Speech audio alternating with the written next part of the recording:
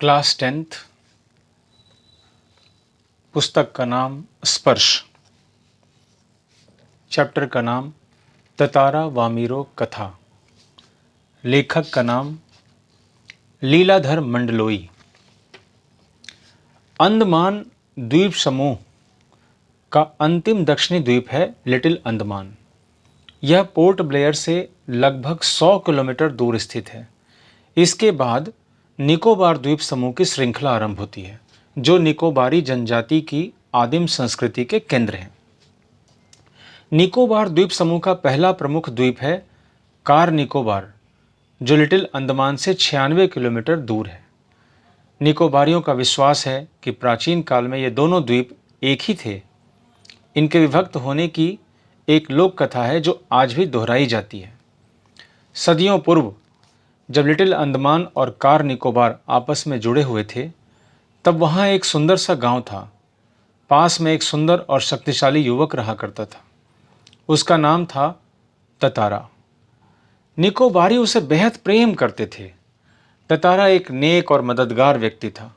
सदैव दूसरों की सहायता के लिए तत्पर रहता। अपने गांव वालों को ही नहीं, अपितु समूचे द्वीप समूह की सेवा करना अपना परम कर्तव्य समझता था। उसके इस त्याग की वजह से वह चर्चित था। सभी उसका आदर करते, वक्त मुसीबत में उसे स्मरण करते और भागा भागा वहां पहुंच जाता। दूसरे गांव में भी पर्व त्योहारों के समय उसे विशेष रूप से आमंत्रित किया जाता। उसका व्यक्तित्व तो आकर्षक था ही, साथ ही आत्मीय स्वभाव की वजह से लोग उसके करीब रहना चाहते। पारंपरिक पोशाक के साथ वह अपनी कमर में सदैव एक लकड़ी की तलवार बांधे रहता। लोगों का मत था, बावजूद लकड़ी के होने पर उस तलवार में अद्भुत दैवीय शक्ति थी। ततारा अपनी तलवार को कभी अलग न होने देता। उसका दूसरों के सामने उपयोग भी न करता, किंतु उसके चर्चित साहसिक कारनामों के कारण लोग बाग तलवार में अद्भुत शक्ति का होना मानते थे। ततारा की तलवार एक विलक्षण रहस्य थी। एक शाम ततारा दिन भर के अथक परिश्रम के बाद समुद्र किनारे टहलने निकल पड़ा। सूरज समुद्र से लगे क्षितिज तले डूबने को था। समुद्र में ठंडी बयारें आ रही थी। पक्षियों की सायंकालीन चहचहाहटें शनह शनह क्षीण होने को थी।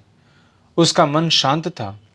विचार मग्न ततारा समुद्री बालू पर बैठकर सूरज की अंतिम रंग बिरंगी किरणों को समुद्र पर निहारने लगा। तभी कहीं पास से उसे मधुर गीत गूंजता सुनाई दिया। गीत मानो बहता हुआ उसकी तरफ आ रहा हो।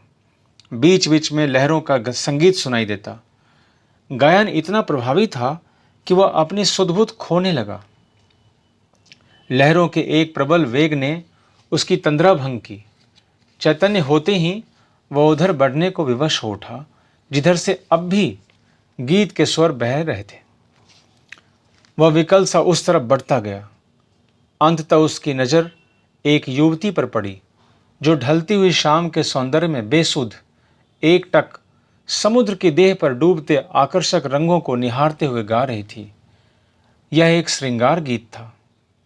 उसे ज्ञात ही न हो सका कि कोई अजनबी युवक उसे निःशब्द ताके जा रहा है।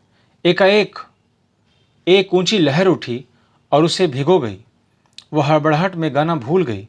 इसके पहले कि वह सामान्य हो पाती, उसने अपने कानों में गूंजती गंभीर आकर्षक आवाज सुनी।